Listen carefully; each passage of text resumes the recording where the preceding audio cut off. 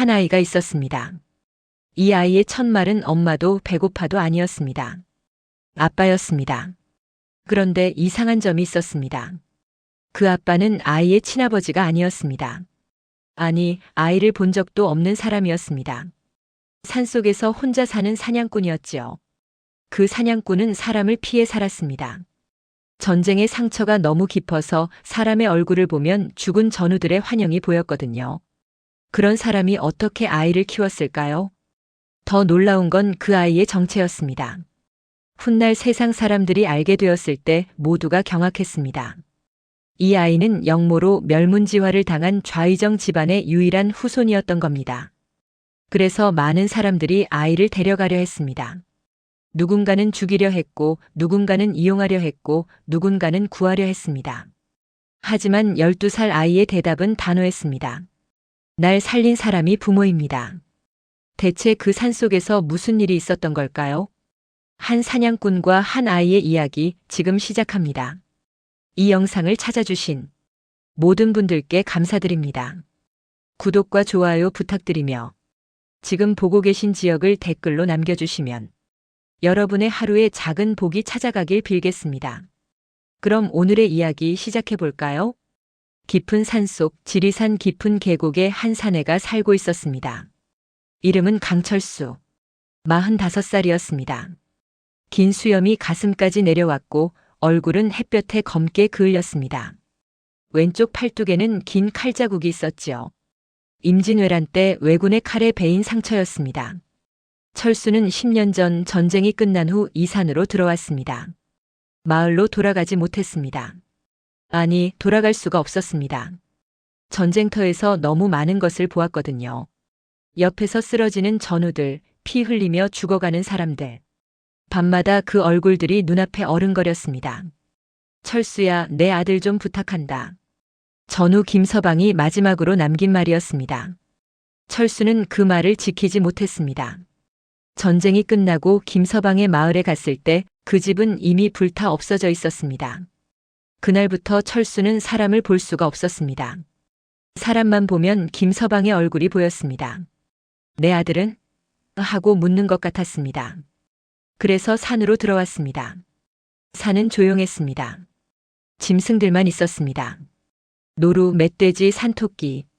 그들은 철수에게 아무것도 묻지 않았습니다. 철수는 작은 오두막을 지었습니다. 나무를 엮고 풀을 엮어서 지붕을 만들었습니다. 겨울이면 짐승 가죽으로 벽을 막았습니다.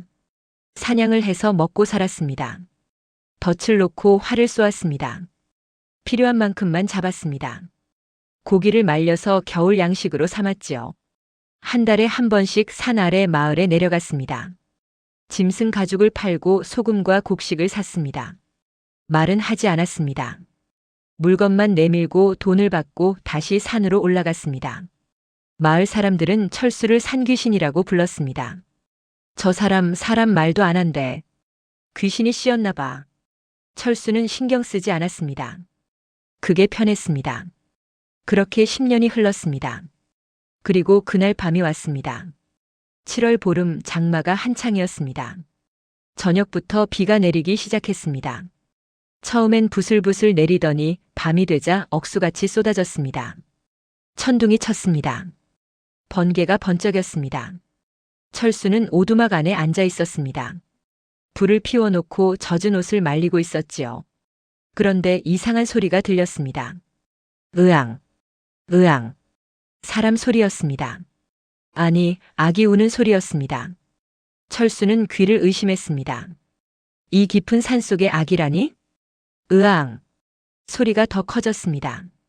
멀지 않았습니다. 오두막에서 100발자국도 안 되는 곳이었습니다. 철수는 일어났습니다. 횃불을 들고 빗속으로 나갔습니다. 비가 얼굴을 때렸습니다. 앞이 잘 보이지 않았습니다. 으앙, 으앙. 소리를 따라갔습니다. 바위 틈이었습니다. 큰 바위 아래 빗물이 덜 들이치는 곳이었습니다. 거기 아기가 있었습니다. 천보자기에 쌓인 아기였습니다. 빗물에 젖어 있었습니다. 온몸을 떨고 있었습니다. 얼굴은 새빨갰습니다. 목이 쉬도록 울어댔습니다. 철수는 멈춰 섰습니다. 누가 버렸구나.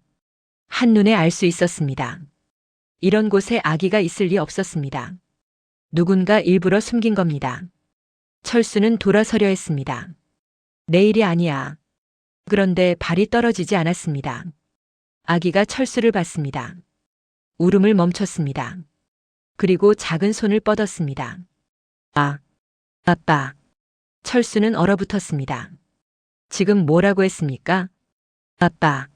아기가 다시 말했습니다. 또박또박 분명하게 말했습니다. 100일도 안 된 아기가 말을 한다고요? 그것도 아빠라고. 철수의 심장이 요동쳤습니다. 순간 김서방의 얼굴이 떠올랐습니다. 내 아들 좀 부탁한다. 10년 전 그 목소리가 귓가에 울렸습니다. 철수는 무릎을 꿇었습니다. 떨리는 손으로 아기를 안아 올렸습니다. 아기는 가벼웠습니다. 깃털처럼 가벼웠습니다. 그런데 묵직했습니다. 철수의 가슴이 묵직했습니다. 아빠. 아기가 또 말했습니다. 철수의 얼굴을 보며 웃었습니다. 철수는 아기를 꼭 안았습니다. 그래. 내가 아빠다. 10년 만에 흘리는 눈물이었습니다. 빗속에서 사냥꾼과 아기는 그렇게 만났습니다. 운명이 그들을 묶은 밤이었습니다. 철수는 아기를 안고 오두막으로 돌아왔습니다. 젖은 보자기를 풀었습니다. 아기의 몸도 온통 젖어 있었습니다. 이러다 얼어 죽겠구나. 철수는 서둘러 불을 지폈습니다. 자신의 옷을 찢어서 아기를 닦아냈습니다. 그리고 부드러운 토끼 가죽으로 아기를 감쌌습니다. 아기는 떨고 있었습니다. 입술이 파랗게 질려 있었습니다. 철수는 아기를 품에 안았습니다. 자신의 체온으로 아기를 데웠습니다. 괜찮다. 괜찮아. 처음 해보는 말이었습니다. 10년 만에 누군가를 위로하는 말이었습니다. 아기는 떨림을 멈췄습니다. 철수의 품에서 스르르 잠이 들었습니다. 철수는 밤새 잠을 자지 못했습니다. 아기를 안은 채로 앉아 있었습니다. 불을 계속 지폈습니다. 아기가 깰까봐 춥까봐 조심조심 움직였습니다. 새벽이 되었습니다. 비는 그쳤습니다. 새들이 울기 시작했습니다. 아기가 눈을 떴습니다. 맑은 눈이었습니다. 철수를 보며 방긋 웃었습니다. 배고프겠구나. 철수는 당황했습니다. 아기한테 뭘 먹여야 하지? 젖이 필요한데 철수에게는 없었습니다. 잠깐만 기다려라. 철수는 서둘러 오두막을 나섰습니다. 산길을 달렸습니다. 골짜기에 염소가 살고 있었습니다. 야생 염소였습니다. 철수가 가끔 우유를 얻곤 했지요. 철수는 염소를 찾았습니다. 조심스럽게 다가갔습니다. 미안하다. 급한 일이 생겼어. 우유를 짰습니다. 대나무통에 가득 담았습니다. 오두막으로 돌아왔습니다. 아기는 울고 있었습니다. 배고파서 울고 있었습니다. 왔어. 철수는 우유를 데웠습니다. 손가락에 묻혀서 아기 입에 넣어줬습니다. 아기는 쪽쪽 빨았습니다. 처음엔 서툴렀습니다. 우유가 흘러내렸습니다. 철수는 천천히 먹였습니다. 조금씩 조금씩. 아기는 배불리 먹었습니다. 그리고 다시 잠들었습니다. 철수는 한숨을 쉬었습니다. 이제 어쩌나. 처음으로 고민이 생겼습니다. 이 아기를 어떻게 키우지? 마을에 데려가야 하나? 아니, 안 돼. 마을 사람들은 이 아기를 버린 사람들이 누군지 알 거야. 알면 다시 버릴지도 몰라. 그럼 혼자 키워야 하나? 나 같은 사람이? 사람을 피해 사는 내가? 철수는 잠든 아기를 내려다봤습니다. 작은 얼굴이었습니다. 평화로운 얼굴이었습니다. 아빠. 아기가 잠꼬대를 했습니다. 철수의 가슴이 뭉클했습니다. 그래, 내가 키우자. 결심했습니다. 그날부터 철수의 삶이 바뀌었습니다. 아침에 일어나면 제일 먼저 아기를 확인했습니다. 숨을 쉬는지, 얼굴색은 괜찮은지. 우유를 먹이고 똥을 받아내고 젖은 천을 갈아주고. 처음엔 모든 게 서툴렀습니다. 아기가 울면 왜 우는지 몰랐습니다. 배고픈가? 졸린가? 어딘가 아픈가?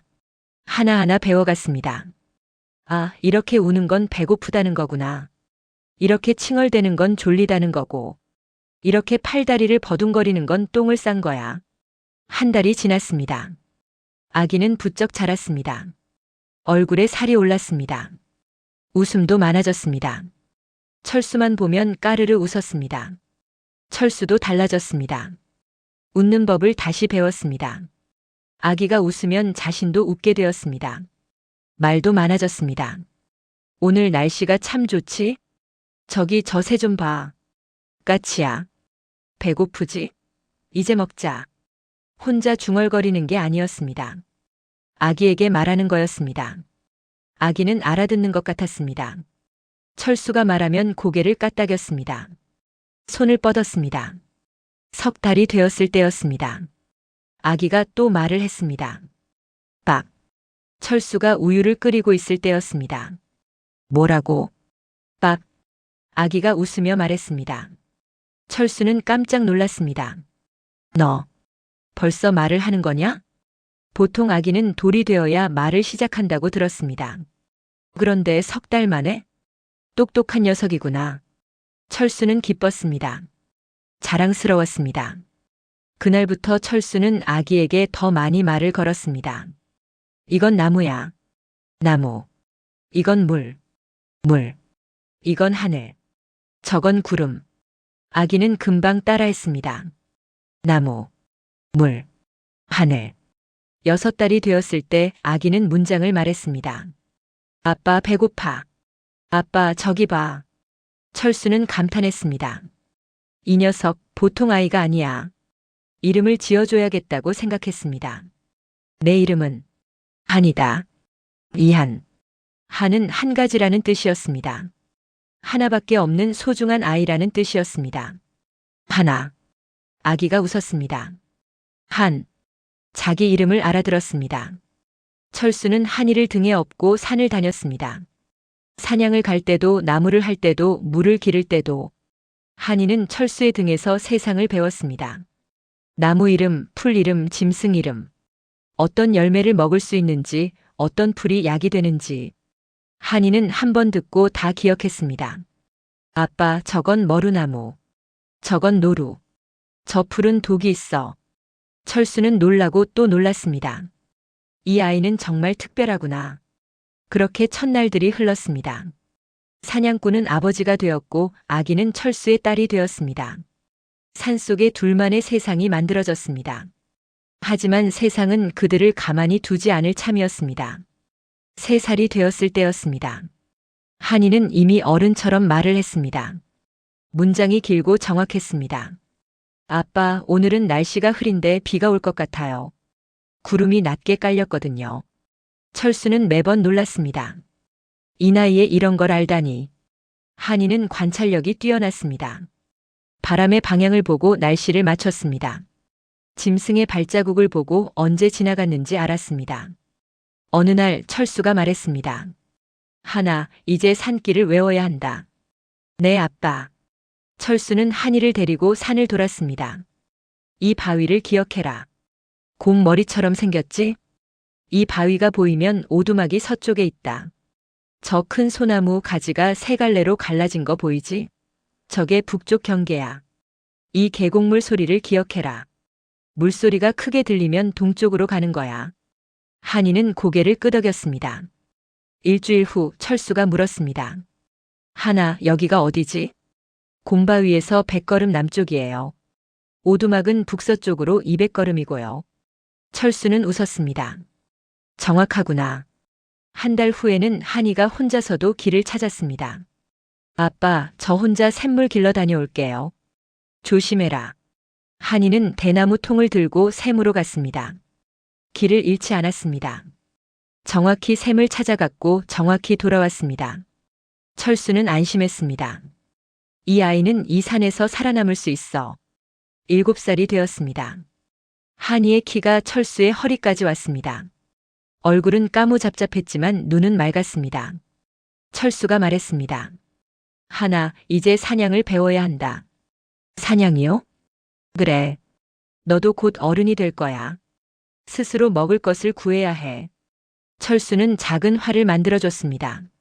한이의 힘에 맞는 활이었습니다. 활은 이렇게 당기는 거야. 팔에 힘을 주지 말고 등에 힘을 줘. 이렇게요? 그래, 잘하는구나. 한이는 금방 배웠습니다. 첫날은 관역도 못 맞췄습니다. 화살이 엉뚱한 곳으로 날아갔습니다. 하지만 사흘 만에 나무 관역을 맞췄습니다. 일주일 만에 움직이는 관역을 맞췄습니다. 한 달 만에 산토끼를 잡았습니다. 아빠, 제가 잡았어요. 한이가 토끼를 들고 달려왔습니다. 얼굴이 상기되어 있었습니다. 철수는 한이의 머리를 쓰다듬었습니다. 잘했다. 정말 잘했어. 그날 저녁 둘은 한이가 잡은 토끼를 구워 먹었습니다. 맛있다. 그래, 내가 잡은 거니까 더 맛있지. 하지만 철수는 한이에게 말했습니다. 하나, 명심해라. 함부로 죽이면 안 된다. 네? 짐승도 목숨이 있어. 우리가 먹을 만큼만 잡아야 해. 재미로 죽이거나 너무 많이 잡으면 안 돼. 알겠어요, 아빠. 한이는 그 말을 지켰습니다. 필요한 것만 잡았습니다. 어느 날 한이가 다친 새끼 노루를 발견했습니다. 아빠, 이거 어떡해요? 다리가 부러졌구나. 죽나요? 그냥 두면 그럴 거야. 한이는 노루를 안아 올렸습니다. 우리가 치료해줘요. 철수는 고개를 저었습니다. 하나, 야생 짐승은 사람 손을 타면 안 돼. 자연으로 돌아가지 못해. 그럼 죽으라고요? 한이의 눈에 눈물이 고였습니다. 철수는 한숨을 쉬었습니다. 알았다. 나을 때까지만 돌보자. 한이는 노루를 돌봤습니다. 다리에 부목을 대주고 물을 먹이고 풀을 뜯어다 줬습니다. 한 달 후 노루의 다리가 나았습니다. 이제 보내줘야지. 네, 아빠. 한이는 노루를 숲으로 데려갔습니다. 밧줄을 풀어줬습니다. 노루는 한이를 돌아봤습니다. 잠시 망설이더니 숲으로 뛰어갔습니다. 잘 가. 한이가 손을 흔들었습니다. 철수는 한이의 어깨를 두드렸습니다. 착한 놈이야. 10살이 되었습니다. 한이는 이제 많은 것을 알았습니다. 철수가 가르쳐주지 않은 것도 혼자 깨우쳤습니다. 어느 날 밤 한이가 물었습니다. 아빠, 저 별들은 뭐예요? 별? 그냥 별이지. 저 별들은 매일 움직여요. 근데 규칙이 있어요. 규칙? 네. 저 북쪽에 있는 밝은 별, 저 별은 안 움직여요. 다른 별들은 저 별을 중심으로 빙빙 돌고요. 철수는 놀랐습니다. 그걸 내가 알아냈어? 네. 매일 밤 봤거든요. 그리고 저 별을 보면 방향을 알 수 있어요. 방향? 저 별이 북쪽이니까 등지면 남쪽이고 오른쪽이 동쪽이고 왼쪽이 서쪽이에요. 철수는 감탄했습니다. 하나, 넌 정말 똑똑하구나. 한이는 혼자 공부했습니다. 나뭇가지로 땅에 글씨를 그렸습니다. 철수가 아는 몇 글자를 배워서 조합해보고 새로운 글자를 만들어 봤습니다. 아빠, 이 글자는 뭐예요? 한이가 자를 그렸습니다. 그건 나도 잘 모르겠구나. 철수는 글을 몰랐습니다. 어릴 적에 몇 자 배웠을 뿐이었습니다. 더 배우고 싶으면 마을에 가야 해. 서당이 있거든. 마을이요? 한이의 눈이 커졌습니다. 한이는 마을을 가본 적이 없었습니다. 철수가 데려가지 않았습니다. 위험하다고 생각했거든요. 아빠, 마을에 가보고 싶어요. 안 돼. 왜요? 철수는 대답하지 못했습니다. 그냥 불안했습니다. 한이를 세상에 보이면 안 될 것 같았습니다. 하지만 한이의 배움에 대한 갈증은 컸습니다. 아빠, 저 글자를 배우고 싶어요. 세상에 대해 알고 싶어요. 철수는 고민했습니다. 그리고 12살이 되던 해봄이었습니다.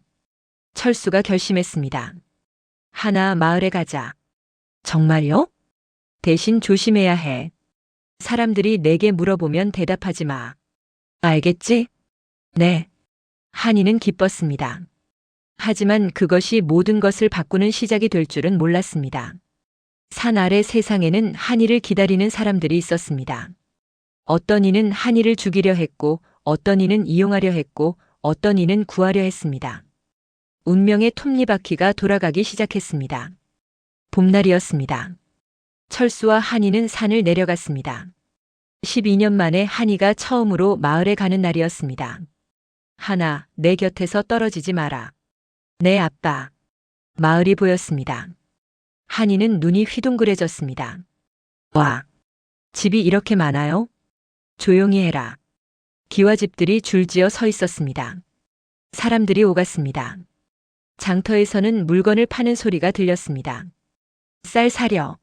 쌀. 생선이요. 싱싱한 생선. 한이는 신기한 듯 두리번거렸습니다. 철수는 한이의 손을 꼭 잡았습니다. 시장으로 갔습니다. 필요한 것들을 샀습니다. 소금, 곡식, 천. 그때였습니다. 저기 서당이에요. 한이가 손가락으로 가리켰습니다. 담장 너머로 아이들의 목소리가 들렸습니다. 천지현황, 우주홍황. 한이는 귀를 쫑긋 세웠습니다. 아빠, 저게 뭐예요? 천자문이야. 글을 배우는 거지. 저도 들어보고 싶어요. 철수는 망설였습니다. 잠깐만.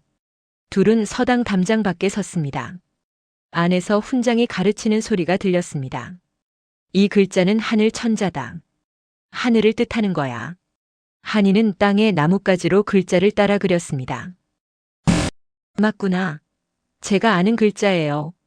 쉿. 철수가 한이를 제지했습니다. 하지만 이미 늦었습니다. 서당 문이 열렸습니다. 훈장이 나왔습니다. 50대쯤 되는 선비였습니다. 흰 수염에 갓을 쓰고 있었습니다. 누구시오? 철수는 고개를 숙였습니다. 죄송합니다. 그냥 지나가던 참이었습니다. 훈장은 한이를 봤습니다.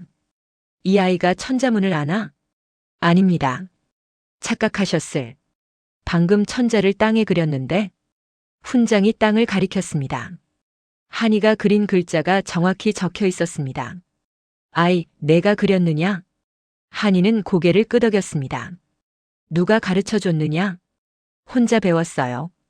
훈장의 눈이 커졌습니다. 혼자? 글을 혼자 배웠다고? 네. 아빠가 아는 글자 몇 개 가르쳐 줬는데 그걸로 여러 가지 조합해 봤어요.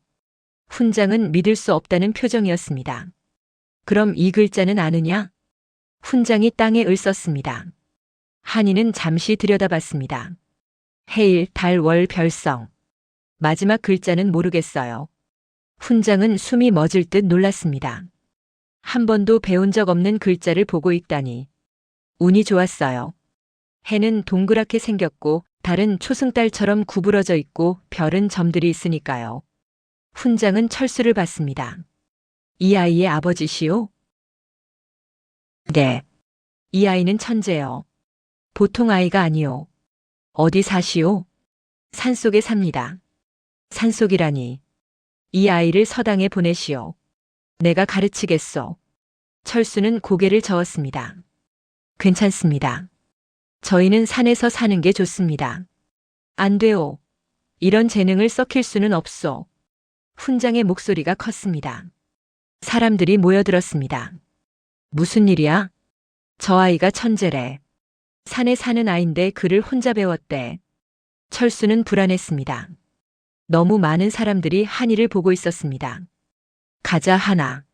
철수는 한이의 손을 잡고 서둘러 자리를 떠났습니다. 하지만 소문은 이미 퍼졌습니다. 산속에 천재 아이가 있대. 그를 혼자 깨우쳤다더라. 그 소문은 마을을 넘어 고을로, 고을을 넘어 한양까지 퍼졌습니다. 그리고 한 달 후였습니다. 산속 오두막에 손님들이 찾아왔습니다. 첫 번째 손님은 관아의 포졸들이었습니다. 강철수가 여기 사느냐?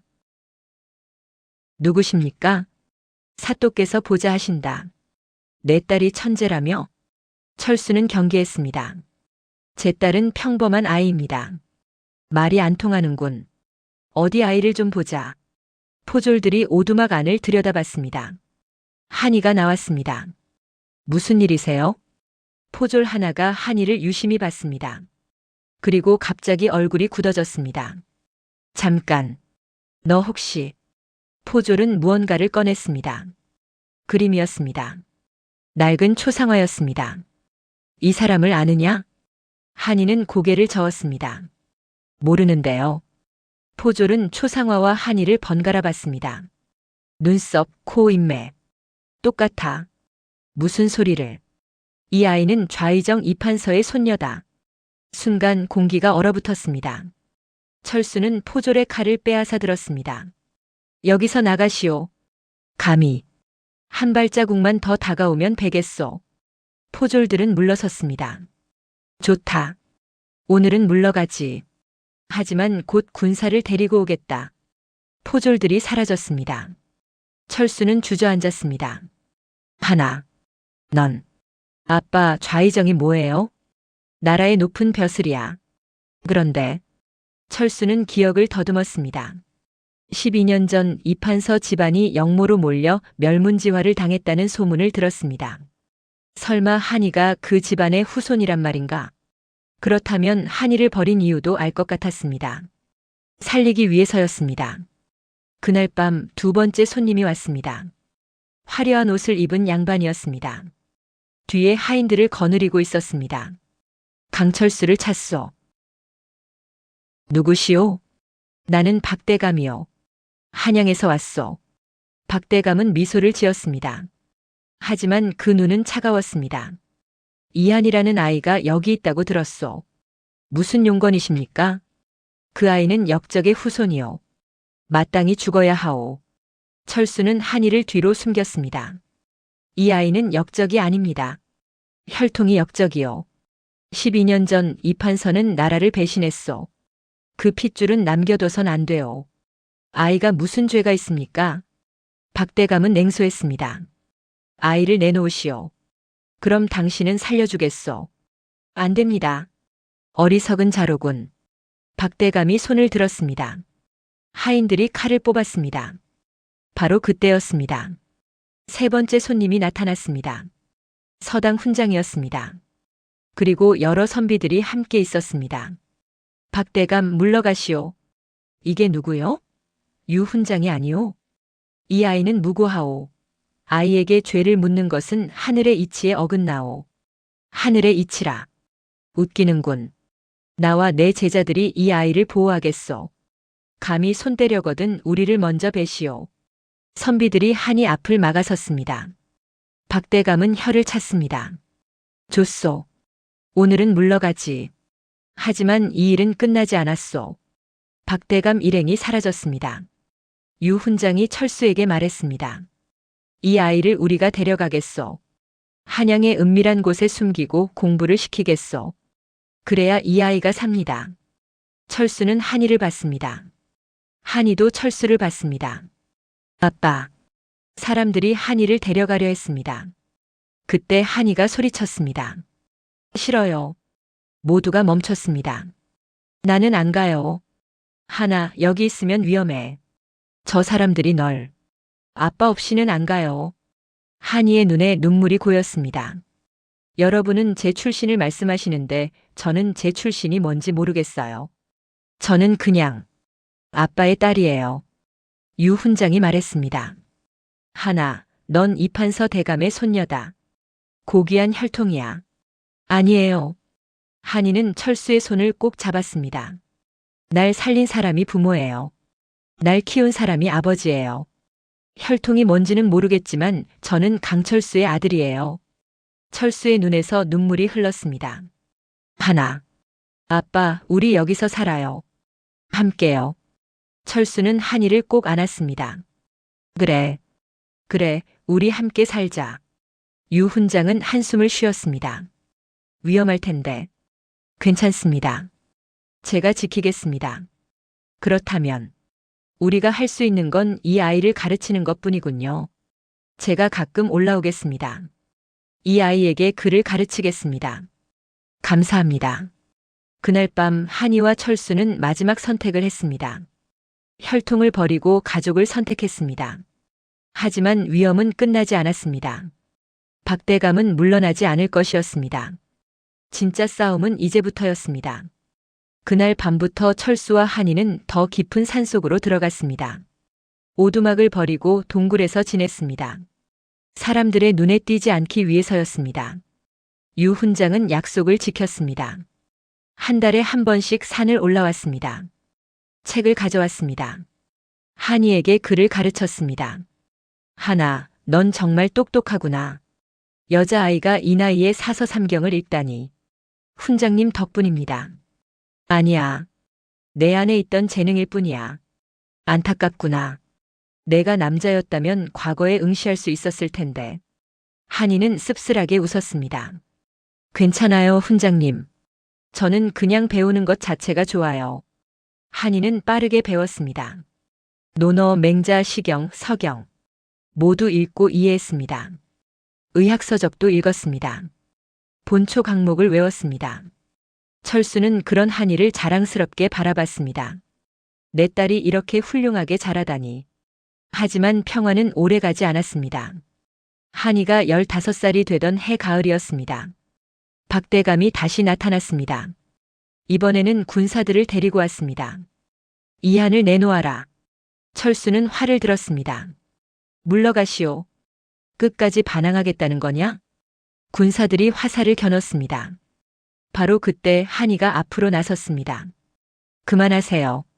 하나. 아빠 괜찮아요. 한이는 박대감을 똑바로 봤습니다. 박대감님, 왜 저를 죽이려 하십니까? 내가 이판서의 손녀이기 때문이다. 할아버지가 역물을 꾸몄다는 증거가 있습니까? 박대감의 얼굴이 굳었습니다. 무슨 소리냐? 저는 지난 3년 동안 많은 책을 읽었습니다. 그 중에는 12년 전 사건 기록도 있었습니다. 한이는 천천히 말을 이었습니다. 기록을 보니 이상한 점이 많았습니다. 증거가 너무 완벽했습니다. 마치 누군가 일부러 꾸민 것처럼요. 감히. 그리고 그 사건 이후 가장 큰 이득을 본 사람이 누구인지도 알게 되었습니다. 한이는 박대감을 똑바로 봤습니다. 바로 당신입니다, 박대감님. 순간 박대감의 얼굴이 창백해졌습니다. 이판서의 자리를 차지한 사람, 이판서의 재산을 가져간 사람, 모두 당신이었습니다. 말도 안 되는 소리를. 두렵지 않으십니까? 12년 전 죽었어야 할 아이가 살아있으니까요.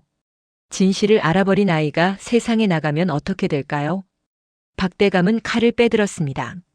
내 인연 당장 잡아라. 갑자기 관군들이 나타났습니다. 유 훈장과 여러 관리들이 함께 있었습니다. 박대감, 당신을 역모죄로 체포한다. 뭐라고?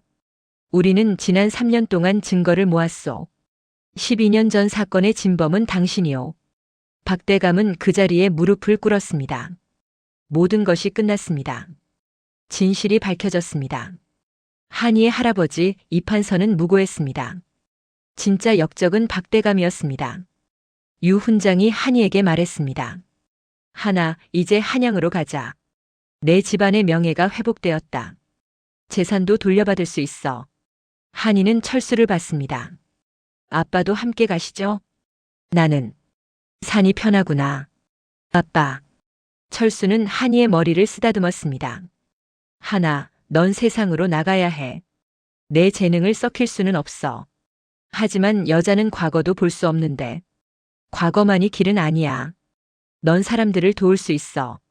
한이는 고개를 끄덕였습니다. 아빠. 사랑해요. 나도 사랑한다, 딸아. 두 사람은 꼭 껴안았습니다. 그렇게 한이는 산을 내려갔습니다. 한양으로 갔습니다. 집안의 재산을 돌려받았습니다. 하지만 한이는 그것을 혼자 쓰지 않았습니다. 한양에 자해당이라는 약방을 열었습니다. 가난한 사람들을 무료로 치료해주는 곳이었습니다. 한이는 산에서 배운 약초 지식과 책에서 배운 의학을 합쳤습니다. 이 약초는 기침에 좋아요. 달여서 드세요. 이 상처는 이렇게 치료해야 해요. 소문이 퍼졌습니다.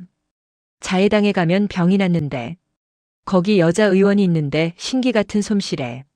게다가 가난한 사람은 돈도 안 받는데, 사람들이 몰려들었습니다. 한이는 모두를 정성껏 돌봤습니다. 특히 여자들과 아이들을 많이 돌봤습니다. 당시 여자들은 남자 의원에게 진료받기를 꺼렸습니다. 한이는 그들에게 큰 도움이 되었습니다. 감사합니다, 선생님. 아니에요. 당연한 일이에요. 한이는 책도 썼습니다. 부인필지라는 책이었습니다. 여자들의 병과 임신, 출산에 대한 내용이었습니다. 그 책은 많은 여자들의 생명을 구했습니다. 왕실에서도 한이의 소문을 들었습니다. 왕비께서 몸이 편찮으셨습니다.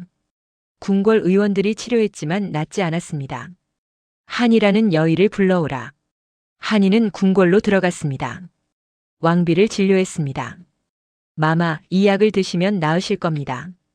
과연 왕비는 회복했습니다. 임금께서 한이를 불렀습니다. 그대의 재능이 뛰어나다 들었소. 무엇을 원하는가? 한이는 고개를 숙였습니다. 전하, 저는 아무것도 바라지 않습니다.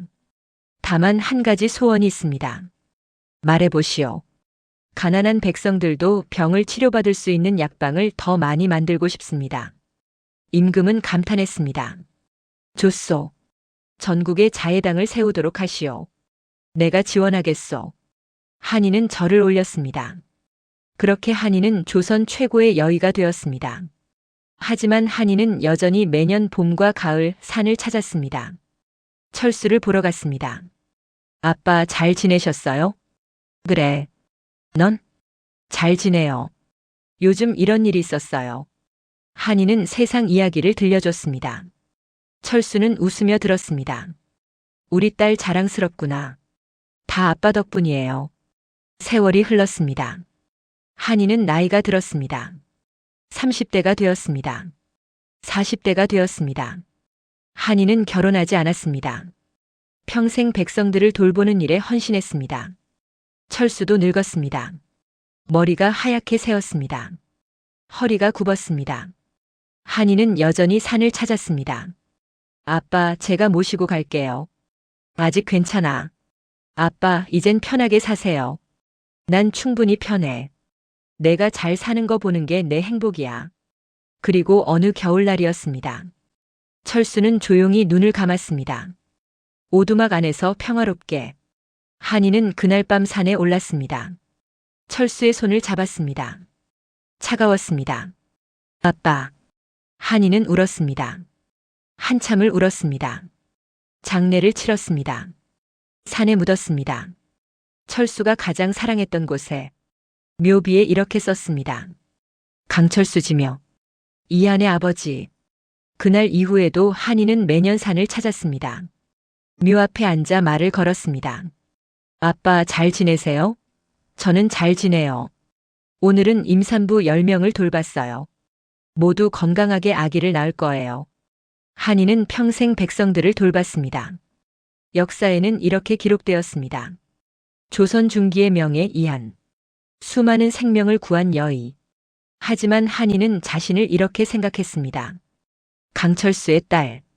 혈통이 아니라 사랑이 가족을 만든다는 것. 낳아준 것보다 키워준 것이 더 큰 은혜라는 것. 한이는 그 진실을 평생 살았습니다.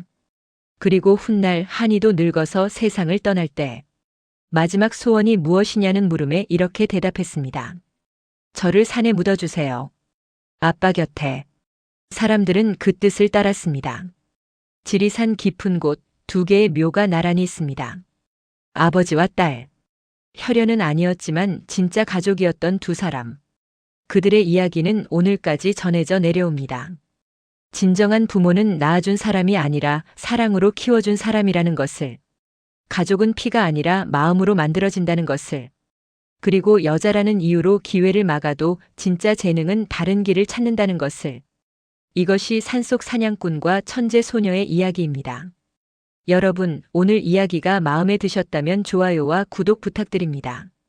다음에도 의미 있고 감동적인 우리 옛 이야기로 찾아뵙겠습니다. 감사합니다.